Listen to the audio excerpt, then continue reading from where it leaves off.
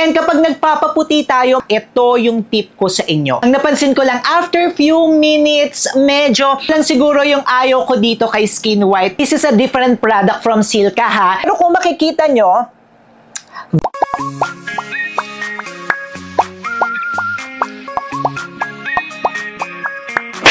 Hi mga kamukha!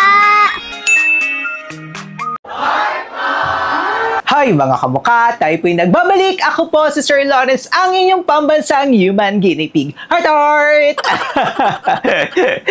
Ako nga po mga kamukha, hindi pwedeng hindi ako maglo-lotion. Talagang kasama sa skincare routine ko ang paglo-lotion kasi nga po medyo tumatanda na talaga si Sir Lawrence. Nasa 30s na po tayo pero ayan, mukha pa rin tayong teenager.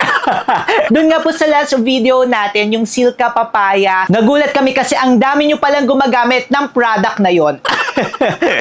At may mga nagko-comment din sa inyo doon na i-review itong bagong produkto ng isang sikat din na brand na ito. Walang iba kundi ang Skin White Whitening Lotion Kojic Acid Plus Retinol. Ayan po siya mga kamukha. Siyempre, ang una po sa standards natin dito sa ating channel, hindi po tayo nagre-review ng mga hindi FDA registered or FDA notified or tinatawag nyo na FDA approved. At ito nga pong Skin White na ito ay FDA notified dito sa Pilipinas. Ang susunod nga po sa ating pamantayan ay kailangan alam nga rin po natin kung ano ang ating NBF. Ano nga ba ang ating need o pangangailangan ng ating katawan or gusto nating ma-achieve? Magkano nga lang ba ang budget natin per month? Kasi kailangan nga po, patuloy po na ginagamit natin. Hindi kasi tayo nagsastop na yung pagtanda natin. Yung pagtanda natin, dire-diretso yan. And then, ano nga ba yung mga form? Yung letter F is form. Ano nga ba yung mga ingredients na hindi nyo kahiyang? Mga best na nagkakahiyang sa inyo? Kasi each individual, magkakaiba nga po tayo. May separate video po tayo niyan. Kung gusto nyo mapanood, nasa description box sa babayan. I-ask nyo yung sarili nyo para mas mapadali po ang pagpili nyo. Okay, ito pong si Skin White from the word Kojic plus Retinol sa mga gustong magpaputi, sa mga gusto na bumagal ang kanilang pagtanda, and at the same time gusto nila mag-plump or moisturize ang kanilang skin. Para sa inyo ito. Pero kung ayaw nyo namang magpaputi, syempre hindi ito ang bibili nyo mga kamukha. Okay. Ang nakakatuwa no, kasi yung retinol, nakikilala na siya. I remember few years ago, wala pa masyadong nagre-review ng mga retinol products. Kung meron man sa face. Ngayon, pati body, o diba, ito pang body to mga kamukha. Ang dami na talagang mga retinol. At nakakatuwa kasi effective naman talaga. Ang retinol ay maganda para sa pagre-remove ng mga dead skin.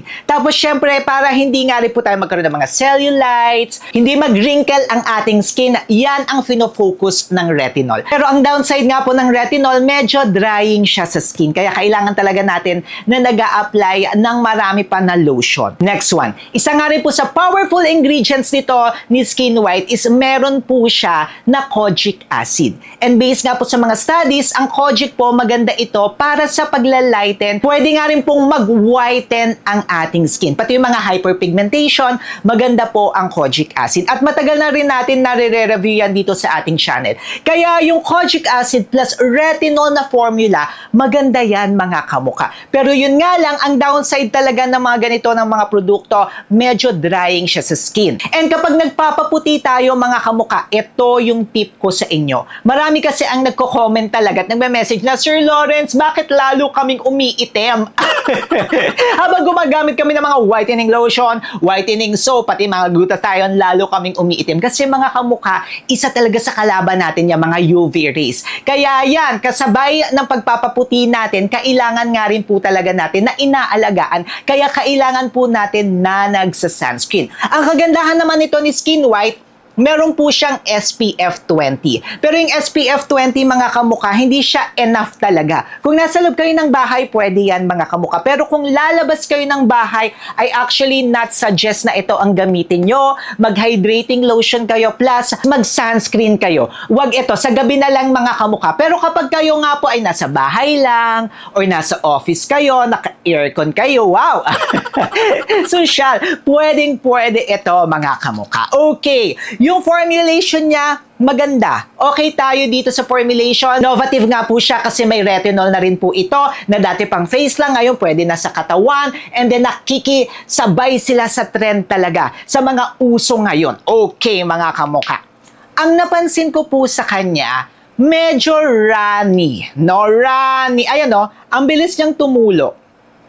Kung makikita niyo po, very runny siya.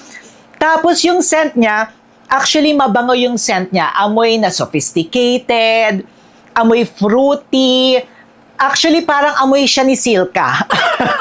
Ang downside nga po ng runny is mas marami kayong magagamit kaysa doon sa mga thick ang kanilang consistency. Ang napansin ko lang, after few minutes, medyo overwhelming yung scent niya. Kaya kung particular kayo sa scent, medyo matapang siya, mga kamukha. Matapang siya in a sense na yung amoy sweet talaga at amoy fruity siya. Pero if you love the scent or hindi kayo nagpapabango talaga, ay, perfect yan, mga kamukha. Tapos kung makikita nyo, ang bilis niyang matuyo, ang bilis niyang ma-absorb sa ating skin. Now, i-apply ko po ito sa aking katawan na. Ayun o, very runny siya, mga kamukha. Kaya mabilis tong mauubos. Yun lang yung kanyang downside. Pero ang kagandahan nun, at least nauubos natin, di ba? Tapos kung makikita po natin, may brightening effect din po ito. Kasi yung Kojic, retinol, ayan, makikita talaga natin yung may pagka-brighten effect. Tapos may niacinamide din pala ito. I forgot to tell you na maganda para sa ating mga acne, sa ating mga imperfections, mga kamukha. So kung makikita nyo, ayan, wala naman siyang ganoong masyado na difference. Like kapos sa ibang mga tinatry natin na lotion brands dito sa ating channel, nakitang-kita talaga natin yung difference. Ito hindi naman, mga kamukha. Pero kung makikita nyo, very hydrated and very bright. Nag-brighten naman yung ating skin. Ayan. Hindi siya ganun ka-effect. Parang skin mo lang, pero better. Yun yung right siguro na statement dito. Your skin, but better, mga kamukha. Pero ayan, in fairness, kapag tinitingnan ko kasi siya sa personal, hindi siya yung ganun. Pero sa video pala, nakikita, ayan, kita naman pala yung pagbabrighten. Tapos, kung makikita nyo po, very moisturizing siya. Sabi ko nga po sa inyo kanina na medyo drying yung retinol and also Kojic. Kaya ang ginawa nila dito sa formulation nila is dinagdagan talaga nila para hindi maging drying sa skin. Yun nga lang din yung magiging downside niya, mga kamukha. Pero I think this is also an advantage, no? Hindi nyo na kailangan na bumili pa ng iba pa na mga lotion para hindi mag-dry lalo ang inyong skin. So medyo siya, mga kamukha, medyo hydrating talaga siya. May tacky feeling siya, lalo na kung mainit. Pero kung malamig ay perfecto, lalo na kung mga nasa aircon kayo, nakaluwag-luwag kayo, magugustuhan nyo yan. Pag ginamit nyo nga po ito araw-araw, yes, pwede po siyang gamitin araw-araw, mas okay siya, mas makikita nyo yung benefits at mas maiintindihan nyo kung bakit ganito yung ginawa nila na formula. Kasi ako nung una sabi ko, ang lagket.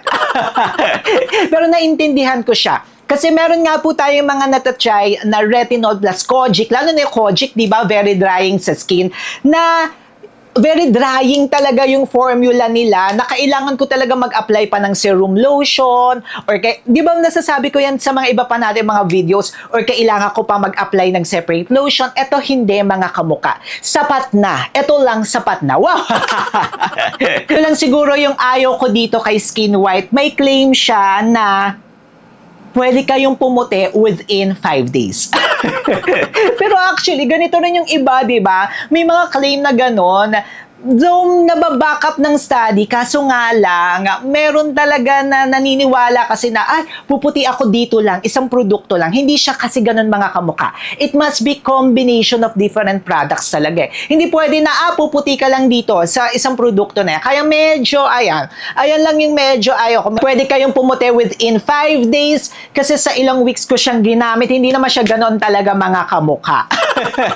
Overall, masasabi ko na this is a good product. Wow! This is a different product from Silka, ha? Kasi si Silka, iba yung ingredients niya. Papaya naman yon. So kapag gusto niyo ng papaya, go kayo kay Silka, mga kamukha. Recommended ko yun sa papaya. Lalo na yung green papaya, meron basbas yun.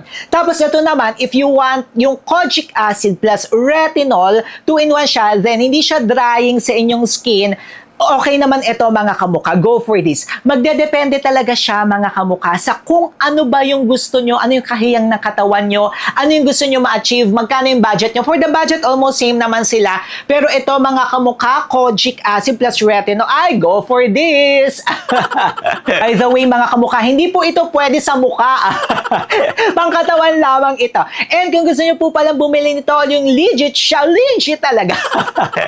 Maglalagay po tayo sa description box sa baba. Pinag-usapan nga po natin kanina yung about sa sunscreen. Na kailangan yung magsa-sunscreen pa rin lalo na kung lalabas kayo at nagpapaputi. Kahit hindi kayo nagpapaputi, kailangan pa rin natin mag-sunscreen. May separate, ay gumulo pa to. Umandar pa. May separate video tayo niyan. Eto po yan mga kamukha. Syempre mag-subscribe na rin kayo kay Sir Lawrence. Paano ba yan? For more entertaining and also informative videos, i-click nyo na to. Mga magagandang sunscreen sa Pilipinas, go for it!